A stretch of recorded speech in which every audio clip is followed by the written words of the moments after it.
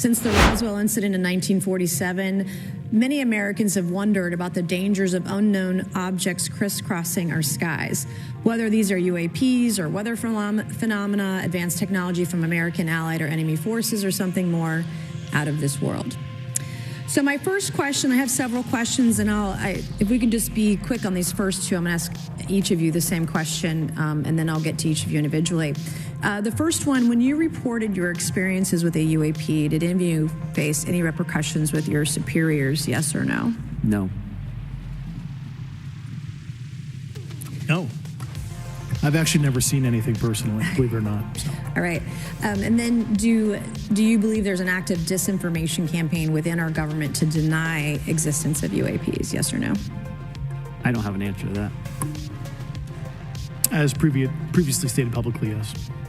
As an expert naval aviator, have you ever seen an object that looked and moved like the Tic Tac UAP? No. Did the Tic Tac UAP move in such a way that defied the laws of physics? The way we understand them, yes. Many dismiss UAP reports as classified weapons testing by our own government, but in your experience as a pilot, does our government typically test advanced weapon systems right next to multi-million-dollar jets without informing our pilots? No, we have test ranges for that. Report that came through that I could only speak for my personal leadership over at NGA. I tried to look at every report that came through that I could triage. So. Do you believe that officials at the highest levels of our national security apparatus have unlawfully withheld information from Congress and subverted our oversight authority? There are certain elected leaders that had more information that I'm not sure what they've shared with certain Gang of Eight members or et cetera, but certainly I would not be surprised. But as a Christian, as a believer in the inerrancy of the Bible, I do believe in the existence of non-physical reality, because the Bible tells us God created two different species of intelligent life, one that's constrained by the physics of the universe and one that is not. And we're talking about humans that are indeed constrained by the dimensions and laws of physics of the universe, and angels who are not. And these angels live in a different dimensional realm, but God has given them the power to come in temporarily into our realm. So I think that's where that 1% residual falls, because what you notice in these close encounters, it's exclusively experienced by people who have significant involvement in the occult. And when you remove that occult factor, that's the end of the UFO encounters. Increase the degree of occult, you increase the frequency of these UFO encounters. And as we document in this book, you notice there's a much higher incidence of these close encounters in nations where there's a high incidence of occult involvement. Well, I have an explosive episode for you guys. I'm talking about the alien UFO whistleblower hearings that are happening at the Congress. And I'm going to tell you guys the truth, what's really behind them, because we see a lot of different information about it, whether they're real biologics, whether they're real UFOs from the governments, top secret breakaway civilization technology from the military-industrial complex, or whether they're actually, entities from another world, from another dimension.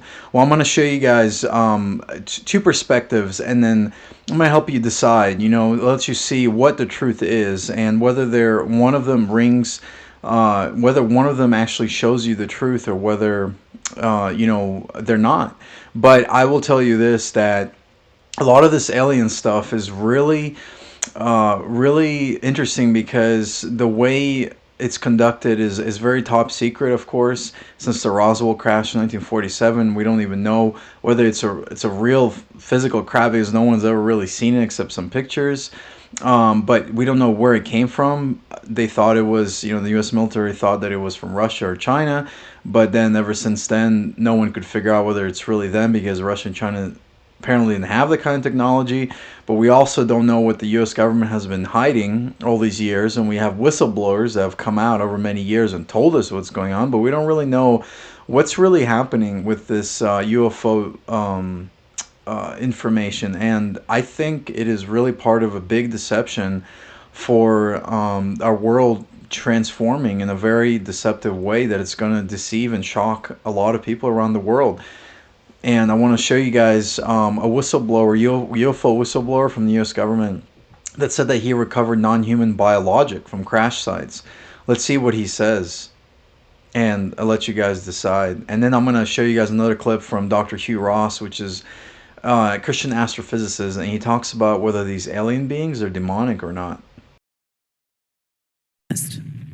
I'm happy to provide that to you after the hearing. Ms. Mays. Thank you, Mr. Chairman, and good morning to our witnesses who are testifying today. I want to thank each of you for being here to discuss a topic of grave importance to our national security. Earlier this year, a Chinese spy balloon was shot down off the coast of my home state of South Carolina.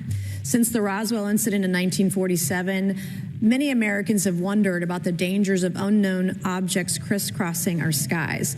Whether these are UAPs or weather phenomena, advanced technology from American allied or enemy forces, or something more out of this world.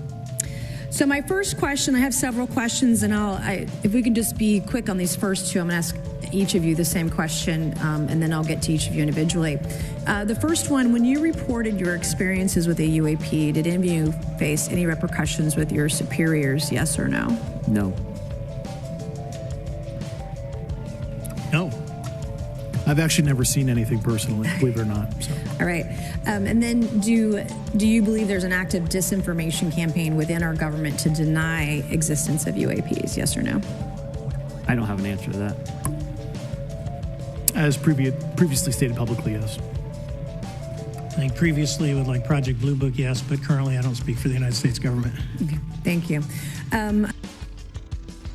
It's interesting, just real quick, wanted to interrupt this video, but he said something about Project Blue Book, which was the investigation by the U.S. military to see whether all these alien sightings were real or not, and they basically, stopped it after a few years. But there's also another project called Project Bluebeam, which is the CIA conspiracy, which is actually proven because it was a project by the CIA in order to create a fake alien invasion, and you could do research about it, but it was basically declassified, and it's been used by a lot of or it's been cited by a lot of people who think that this whole alien deception is really going to be the CIA in the forefront of deceiving the whole world and using technology to stage an alien invasion, whether it's working with fallen angelic beings or demons, or whether it's just technology.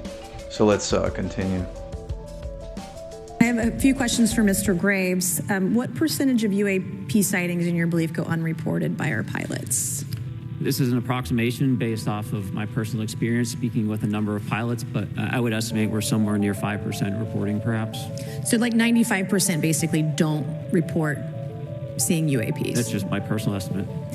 In the incident off Virginia Beach, do you believe the Navy took the danger to your aircraft seriously after it was reported? Absolutely. A few questions for Mr. Favor. As an expert naval aviator, have you ever seen an object that looked and moved like the Tic Tac UAP? No. Did the Tic Tac UAP move in such a way that defied the laws of physics? The way we understand them, yes. Many dismiss UAP reports as classified weapons testing by our own government, but in your experience as a pilot, does our government typically test advanced weapon systems right next to multi-million-dollar jets without informing our pilots? No, we have test ranges for that. Report that came through that I could only speak for my personal leadership over at NGA. I tried to look at every report that came through that I could triage. So. Do you believe that officials at the highest levels of our national security apparatus have unlawfully withheld information from Congress and subverted our oversight authority? There are certain elected leaders that had more information that I'm not sure what they've shared with certain Gang of Eight members or et cetera, but certainly I would not be surprised. Okay. You've stated that the government is in possession of potentially non-human spacecraft. Based on your experience and extensive conversations with experts, do you believe our government has made contact with intelligent extraterrestrials? Something I can't discuss in a public setting. Okay, I can't ask when you think this occurred. If you believe we have crashed craft, stated earlier, do we have the bodies of the pilots who piloted this craft? As I've stated publicly already in my News Nation interview, biologics came with some of these recoveries. Yeah. Were they, I guess, human or non-human biologics? Non-human, and that was the assessment of people with direct knowledge on the program I talked to that are currently still on the program. And was this documentary evidence, this video, photos, eyewitness? Like, how would that be determined? The specific documentation I would have to talk to you in a skiff about. Gotcha. Yeah. Okay. So, and you may or may not be able to answer my last question, and maybe we get into a skiff at the next hearing. All right, so you've heard just basically a few minutes of the interview about the Congress interviewing a few of these whistleblowers about the UFOs that they've seen. One of the commanders who flew one of the planes, he was talking about how he saw, one of the UFOs or UAPs operate. Commander Favor, he was saying how it was operating into beyond the physics that we've known today in our physical world. And then the other guy was saying that he found non-human biologics, so basically non-human flesh and skin, basically from some kind of alien. I mean, that's pretty crazy that it's coming out all the way in Congress, because this was made fun of for so many years by a lot of people in the news, and this is now congressional hearings. I mean, something's weird's going on with this whole UFO, UAP. Seeing all these crazy things happening. So there's more to this than just what they're seeing, and there is an answer, and I believe there's a God who does have an answer for all. I believe there's a God who we can access to have an answer to all of this, and the Bible does really talk about all of these aliens, and Bible always called them angelic beings, because they are aliens to us as physical human beings.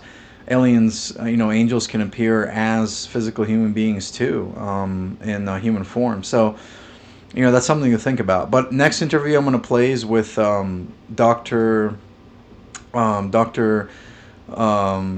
Forgetting his name, but Dr. Hugh Ross, and he's a really popular Christian astrophysicist, but he's been published in a lot of papers and wrote a lot of books, and has an organization that's he runs called Reasons to Believe. And I want to let you guys hear what he says about what these UFOs are, whether they're demonic or whether they're legitimate. So let's hear him talk. Dr. Ross, you are an expert in a variety of areas. You're an astrophysicist, you're an apologist, and you're one of the best people to go to on this topic of UFOs and aliens and extraterrestrials. This is a subject that for a long time, I think, was seen as fringe or was sort of not discussed maybe in the mainstream. And suddenly here we are. It's a topic we're seeing in Congress. We're seeing testimony in Congress. We're seeing all sorts of government documentation on this, and stories that previously, again, were sort of concealed coming out into the open. What do you make of sort of this newfound cultural, resurgence and interest in this topic? Well, I became a UFO expert, but not on purpose. I was an amateur astronomer before I became a professional astronomer. So every university where I served, they said, you have to handle all the UFO reports.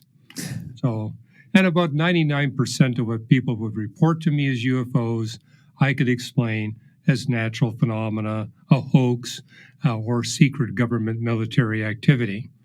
But there's a 1% residual that falls in a different category. And these would be UFO phenomena that observers report violating the laws of physics. On the other hand, they leave evidence indicating that they're real phenomena. And that, I think, explains why you have a lot of scientists and skeptics saying this doesn't exist, because they come from a worldview that doesn't permit the existence of non-physical reality. But as a Christian, as a believer in the inerrancy of the Bible, I do believe in the existence of non-physical reality, because the Bible tells us God created two different species of intelligent life. one that's constrained by the physics of the universe and one that is not. And we're talking about humans that are indeed constrained by the dimensions and laws of physics of the universe, and angels who are not. And these angels live in a different dimensional realm, but God has given them the power to come in temporarily into our realm. So I think that's where that 1% residual falls. And some of the strongest evidence for that is that where you got multiple observers tracking a UFO going through the atmosphere, which means we can actually calculate its trajectory and velocity. And the velocities often run between 5 and 25,000 miles per hour. But the observers never record the occurrence of a sonic boom or a heat friction trail behind the UFO. If it was a physical object, you would get a sonic boom. You would get a heat friction trail, just like you do when one of the spaceships go through our atmosphere from the International Space Station. However, there are a couple of thousand cases documented where the UFO not only goes through our atmosphere, it crashes into the Earth. And when you go to the crash site, you see a crater. If there's snow, the snow is melted. The vegetation is consistently damaged. But as you investigate that crater site, there's never any debris. There's no artifacts. If it was a physical craft crashing into the Earth, you would be able to recover some debris and artifacts. But the fact that you see a crater and melted snow and damaged vegetation means that something real caused that. So we're dealing with non-physical reality, or what the French astrophysicist Jacques Vallée referred to. He says, we're dealing with interdimensional phenomena. I wanted to pause really quick. I hope you guys are enjoying this. This is really fascinating. But what Dr. Hugh Ross said is actually very, very good point. He said that a lot of these UFO sightings, the 1% that are, not government hoaxes or not people's imagination, but that are real events, probably what the military guys were talking about at the congressional hearings. But those sightings are without any heat trails or friction, because if you have a rocket or something very, very fast from 5,000, 25,000 miles per hour, there should be some kind of sonic boom, some kind of friction being created in our physical universe, because that is exactly how this speed works. It creates some sort of friction or sound or boom. So to not have that, it's a technology that's either so beyond our existence that I don't even know where it's possible to get that, or because even top secret deep state CIA Illuminati governments would not, I don't even know how they would access that kind of technology based on our current understanding of science.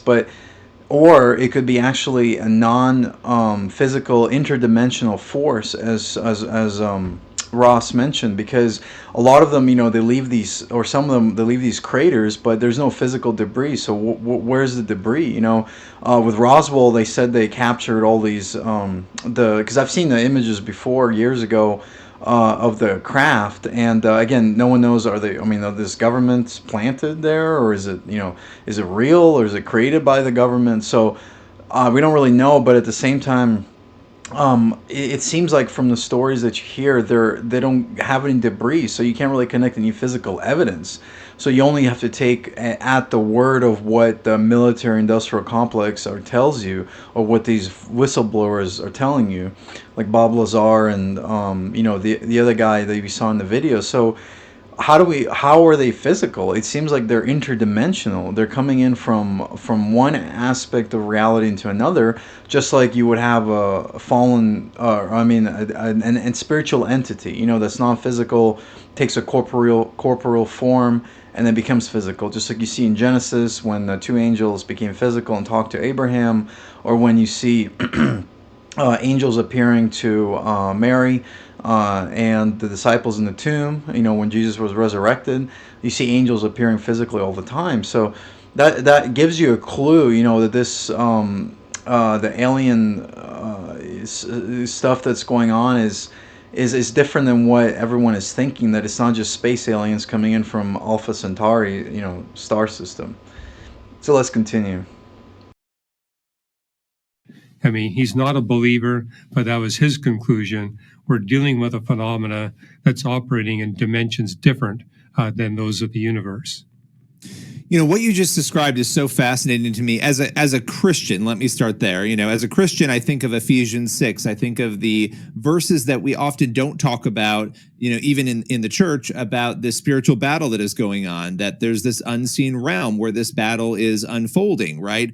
And I think about what you were just describing. I also have pondered as a journalist, and I've often thought, okay, well, you have a situation where people are claiming that there are beings and there are spaceships and they're talking about them as though they're physical, and they will describe it in a way where these beings are so intelligent they've been, you know, unable to be detected. They somehow crash, though. You know, they're so intelligent they crash and then they mysteriously disappear right away. And it just doesn't seem to add up. You know, if you're so intelligent and so good at escaping, how did your aircraft crash consistently, right?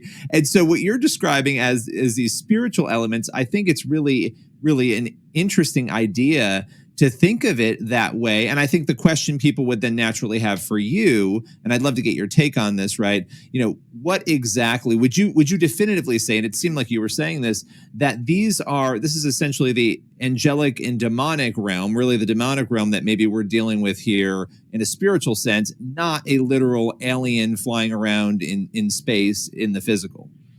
Well, back in the 1960s, the U.S. government commissioned the physicist Alan Hynek to investigate the UFO phenomena. And he was... Really quick, that's what I was talking about.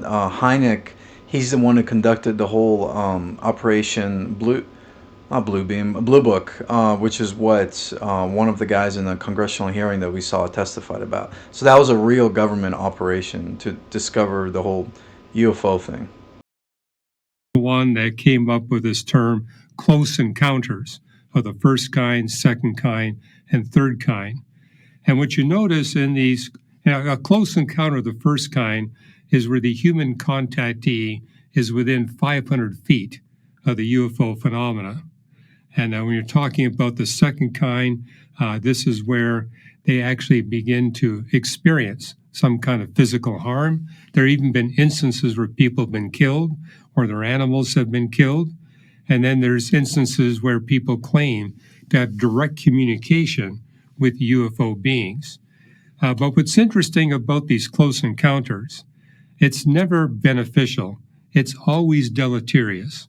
The best you're going to come away from with one of these encounters is recurring, terrifying nightmares. Worst case scenario, you get killed. So they're harmful, but there's also evidence that there's deception involved in these encounters. Because when people claim to have had conversation with these UFO beings, they will claim, well, in fact, if you go back 100 years ago, they were saying they were from the backside of the moon. But when the public became educated enough to realize that's not credible, they changed their story and said, well, we're from Venus. And when people realized how hot it is on the surface of Venus, they said they were from Mars. Well, now they're claiming to be from another planetary system. So the fact that they keep changing their story, and then you... That's a very good point. They keep changing they keep changing their story. First they said that we came from the moon, and then of course the space race happened and discovered the dark side of the moon. There's well, I mean, if you believe the conspiracies that, you know, there might be some bases there, but anyways, but they didn't discover there's any aliens. And then they said that, you know, it came from Venus, too hot. Mars, don't know, we haven't discovered any life there. So now they're saying from another star system. Yeah, so it's like, why do all these things keep changing? If there's truth to this whole alien thing, and they're real biologics, or real entities from another physical time and space universe, or not universe, galaxy, then why is the story always changing? It's like someone is lying to us. And it could be the whistleblowers, could be lying, of course, you know, if they're if they have money to gain, fame, popularity, you know, I'm not surprised. There's a lot of that floating around for decades.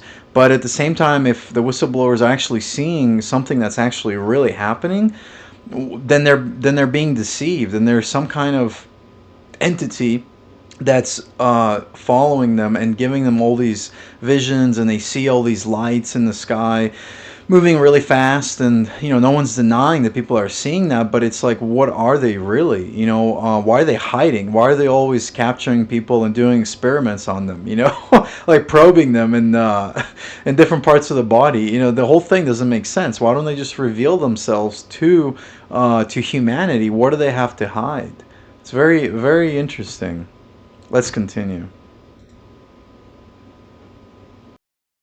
You've got those cases where the human contactee goes into a trance, and then they begin to type out what the UFO being wants them to communicate. And it sounds like automatic writing, by the way. That sounds very similar to what it is. It's automatic writing, and it's extensive. I mean, probably the most dramatic example would be a big book, the Urantia book. It's kind of the Bible for all these UFO cults. And some editions... That's very true. If you haven't heard the Urantia book, that is kind of like the big Bible of the whole alien thing. I've never read it. I mean, I've heard of it, of course, but it's like, it just seems like it's just a bunch of science fiction being written by somebody who had some experiences from spiritual entities telling them about these alien beings. 4,000 pages. The entire book was communicated through automatic writing. But what's interesting about the Urantia book, about a third of its content denies the deity of Jesus Christ. So there, I think you can see that. That's a very important point, guys. I really want to tell you this. If you don't even believe in God and Jesus Christ, I mean, know this. Just by studying the existence of evil, you can determine why everyone in the world is not like Jesus Christ and they use his name in vain, or why the people in power, why they do all these, Freemason or these giant demonic things, like CERN was doing that when they were worshiping statue of Shiva, or doing all these demonic dances. You can watch it on YouTube, find it. A&O Productions channel has it too. Or you see all of these people, the musicians, they have upside down, they have crosses, they go in the crosses like Madonna did. They blaspheme God. They make fun of Christianity. Why do they always do that? If Christianity is not real, if Jesus Christ is not powerful, his name's not powerful, why do they always make fun of Christianity? And then what Hugh Ross said is very true, is a lot of these alien writings or these alien sightings, they deny Jesus Christ all the time. It's like they make it a point to say, no, Jesus Christ isn't God, he's some kind of manifestation of a being, higher being, Christ consciousness. So they deny divinity of Christ, they deny the Bible. It seems like it's always common, they never deny Muhammad or Buddha or Krishna. It's always of Jesus Christ. I mean, if you study all of these alien things, you can actually notice these patterns. So it's kind of amazing that all of these alien sightings or these automatic writings, they're all about denying the authenticity of who Jesus Christ was or he claimed to be. Let's continue. Deceptive motivation behind this UFO phenomena. And in this book, Lights in the Sky and Little Green Men, we point out that we have a scientific testable model for this UFO phenomena. Because what you notice in these close encounters, it's exclusively experienced by people who have significant involvement in the occult. And when you remove that occult factor, that's the end of the UFO encounters. Increase the degree of occult, you increase the frequency of these UFO encounters. And as we document in this book, you notice there's a much higher incidence of these close encounters in nations where there's a high incidence of occult involvement. Examples would be France, Equatorial Brazil, and I got to see this firsthand when I went to the Soviet Union when the communists were in control. And what I noted back then is that the Soviet Union was sponsoring occult physics research at their major universities. And so a lot of the physicists I was engaging at that time were deeply involved in the occult. Many of them were demon-possessed, and many of them were having these close encounters with UFOs. Now, when you go back to Russia, the incidence of that has dramatically dropped because the incidence of occult involvement has dramatically dropped. So I end this book by saying, close all the doors to occult involvement in your life and the life of your close relatives. That'll be the end of your UFO encounters. This is a testable model. Wow. I mean, that is a lot of information to absorb, and it's all true. It's amazing. I'm from the ex-Soviet Union, from Ukraine. For those who don't know, my channel, my other channel, where I talk about my Ukrainian heritage. But in the Soviet Union, they denied the existence of Jesus for many years. I mean, even my father was almost kicked out of university. He's not a Christian, but he believed Jesus was real. But he almost got kicked out. So there was a lot of belief that Jesus Christ wasn't real. There's no way he was divine. But also in the Soviet Union, there was, even though atheism ruled the empire, in reality, people on the very top, they practiced the occultism, because just like Hitler, Nazis, Germany, they claimed they were Christian. They were never Christian in any way, shape, or form. But they used Christianity to gain power. But then and then they also went into the occult. The SS, Himmler, they were huge into the occult. This is public knowledge. You could research it. But the Nazi Empire tried to find all the artifacts of the occult in order to gain power. So it seems like the communists, who claim to be atheists, and the Nazis, who claim to worship, the state and the fatherland, and they claim to worship God, but they worship the devil. That's their god of violence and murder.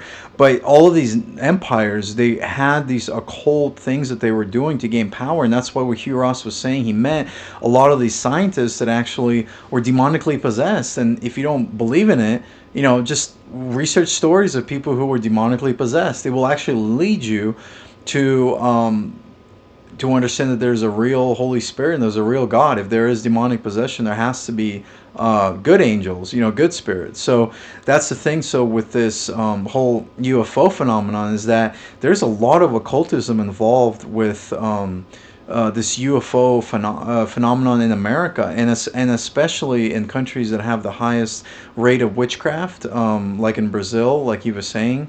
And Equatorial Guinea, there's a lot of this witchcraft being involved, worshiping demons, worshiping idols, and that's where a lot of these supernatural things show up. And it makes sense that it would be in those places. And then when you don't access those demons, it kind of goes down. In America, things are, witchcraft is on the rise, Wiccanism's on the rise, New Age is on the rise. So that's why America's seeing an uptick of all these alien phenomenon. Okay, so let's continue. Things.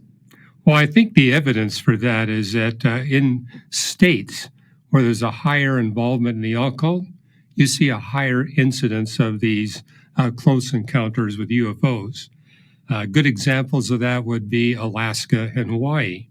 And in those states in the Union where there's a very low incidence of occult involvement, likewise, you see a much lower incidence of people claiming to have these close encounters. But my passion is for the individual that's having these encounters. Close the doors, and that will deliver you from these horrifying experiences. And also be careful about who you are in contact with. Like if your father's involved, that could be, the demon can work through that. And keep in mind, these fallen angels can take whatever form they choose. They can appear as your dead grandfather. They can appear as a flying saucer. They can appear as a leprechaun. And so that's why it tells us in 1 John, test the spirits. Don't believe every supernatural being that approaches you. Put them to the test. Wow, that is incredibly powerful. And this has all been really thought-provoking. Across. And if you really want to be safe about doing it, you're going to need something about the greater the destruction.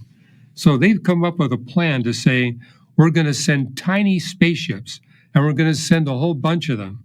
So the proposal is to send 1,000 spaceships, no bigger than 10 centimeters across, to the nearest planet outside our solar system, with the understanding that at least half of them will be totally destroyed. The other half will only be partly destroyed, but destroyed in different ways. And so the hope is we'll get some information back. But there's no way you're going to send a termite across interstellar space, or even a microbe, let alone something the size of a human being.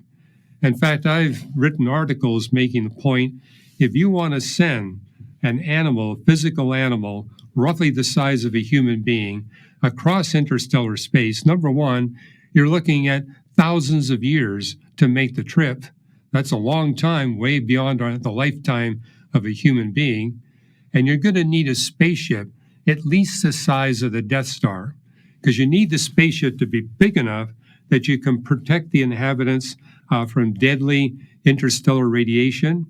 And you also need to be able to provide them with artificial gravity and enough sustenance that they can survive trips that are going to last thousands of years. And so at a minimum, you're going to need a spaceship that's 1,000 kilometers across. And if you really want to be safe about doing it, you're going to need something about the size of our moon. And so the idea that these things in hangars in different places, no, it's way too small to bring beings across interstellar space. Wow. You know, this is... And get discouraged, but I also see something else happening. People around the world hungering for spiritual truth. I mean, I just got back from Toronto, where I was engaging through satellite, people in Afghanistan and Iran. And that's a place where the church is exploding. And I also see it here in the United States and in Canada. There are segments of our society where there's great spiritual hunger and people are thirsting for solid evidence that what the Bible teaches is true. And this is where Reasons to Believe stands. We take the book of nature, a book that's, in my discipline of astrophysics, the knowledge base doubles every 5 or 6 years. So we're taking all this emerging new information from God's book of nature to bring people to the book of Scripture and into a relationship with Jesus Christ. So yes, the devil is having a heyday, but it's nothing compared to what the Spirit of God is doing. And so let's not be discouraged by the bad stuff. We've been told in the Bible that would happen in the last days, where there'd be this bifurcation.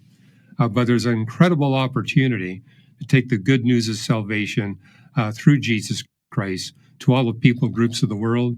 And I see a far greater hunger overseas than here in the United States. The church is growing. It's growing rapidly. But God wants to transform all people groups here in America as well. And he's given us these two books, the book of nature and the book of Scripture, so we can come into a relationship, a loving relationship with him for the rest of eternity. Well, I so appreciate that. Yeah, so you guys saw a lot of truth regarding the UFO phenomenon and the UFO sightings that are going on. And we saw first the congressional testimony, and now we saw Hugh Ross, an astrophysicist who's pretty legitimate and studied this whole UFO phenomenon for decades. And his experience is legitimate, and so it's important to listen to the other side instead of listening to just the people who say, well, yeah, this is totally legit. The government's been hiding all these aliens from us for a very long time. And yeah, the high government hides a lot of things that they'll never tell the people. But, and of course, God will always expose all the secrets, as Jesus said. But the thing is that we have to take it with an approach of thinking, okay, if there is non-physical entities in this world, then what are they trying to do? Are they trying to tell us the truth or trying to deceive us? Because the whole point of deception is to never know that you're being deceived. That's the whole point of deception. That's why it works. So most people don't know they are being deceived by all of these alien beings that they're seeing, or these aircraft, the UAPs, UFOs, whatever you want to call them. Because yes, some of them can be top secret government technology. I don't have any doubt, because government, based on so many whistleblowers and people who have come out after retiring from military, they always said the government has 20 to 40 to 50 years ahead, technology ahead that they never reveal until, they want to reveal. But so it could be that. But at the same time, with those UFO and the sightings and the vehicles that move, incredibly fast that they cannot physically move with any kind of studies of physics that we have. This has to be supra-physical. It has to be supernatural. And it makes sense that it would be demonic entities and angelic beings that the Bible talks about. Again, I'm saying what the Bible says because it's a very accurate document in describing reality. And what it says about fallen, these spiritual beings coming into physical existence temporarily, they can phase in and phase out. Then it makes sense that they would be the ones who are running this whole show and this gig where part of them are going to certain governments telling them we're these Pleiadians, and then other beings run by the general Satan, he's the one telling them what to do, and then he sends out other demons, and they go to Russia and they tell them, hey, we're the blue avians, and the Pleiadians and the avians, from America and Russia or whatever country, they're going to fight each other. And so and then another group of aliens says, hey, we need to unite, so we don't kill each other on Earth. So you don't know how much of this stuff is being really worked out, in the top levels of government. And it's not surprising if the Soviet Union was involved in the occult and the Nazi Germany, then of course our own U.S. government is being involved in the occult. That's why all these sightings are happening at such a high pace, and they're revealing it finally after 15 years of hiding it, because it's time. The agenda has reached the time for when the devil is now allowing his puppets to reveal what his final play is. And the greatest deception of our generation, it would be the alien invasion. If the Bible is right about the rapture and it happens, and they're going to explain and say, hey, that was an alien invasion. If World War III happens, or some kind of nuclear event, and some beings from another galaxy stop it or something, from other nuclear weapons from going off after one of them goes off, then they're gonna present themselves to the White House or national television. They look like blue avians or whatever. Then they're going to say these are the alien beings that have been watching over us and created us, and we need to follow them. They have technology for us to save us, to give us a utopia. So we don't know how the devil is actually thinking of coming up with these things, and we have people who wrote about these things for decades. Chuck Missler wrote about it. Dave Hunt, he actually wrote a really good book. I forgot its name, but he talks about how the Soviet Union was contacting the occult, and then the American government was contacting the occult, and they had these supernatural, crazy powers where they could levitate objects, and then they were going to present it to the United Nations. This is basically the theme of the book. They were going to present these powers, telekinetic powers, to the United Nations and unite the Soviet Union together with the world, and create a one world order. So a lot of these stuff has already been talked about for decades, but the new generation, millennials and Generation Z, are only finding this out. So don't be deceived. The Bible says that, Satan will come in with signs and wonders and deceive everybody who refuses to know the truth.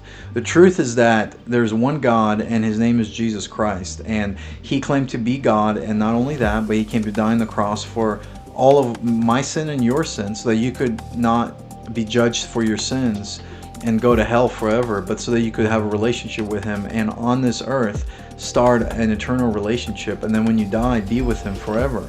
And every other spirit is there to deceive us, to keep us away from having a relationship with Jesus Christ. So I urge you guys, if you're confused about this whole alien thing, really research it. Open up the Bible, see what it says in 1 Thessalonians, 2 Thessalonians, the book of Revelation, the book of 1st and 2nd Timothy. Open it up and see what God says. Open up Matthew chapter 22 through 24 and see what Jesus said about the end times, and how even in Luke, Jesus said that people's hearts would fail for what they see coming on the earth. And the blood turning, moon turning red, and the sun turning black. All these things are gonna happen, and we're living in this time period where it's a pregnant pause before all these things start happening. So don't be deceived. These UFOs, these alien beings, are just fallen angels and demonic spirits working with their general commander-in-chief, Lucifer, Satan, and he's the one who's organizing this so that people get greatly deceived and worship a fake Jesus, a fake savior. So I urge you guys to really not fall for this, because you're going to see a lot of the stuff coming out more and more. Don't be surprised. they're gonna probably produce some evidence that shows that all of these alien craft are real, or these biologics are real. But again, this is the greatest deception of our generation.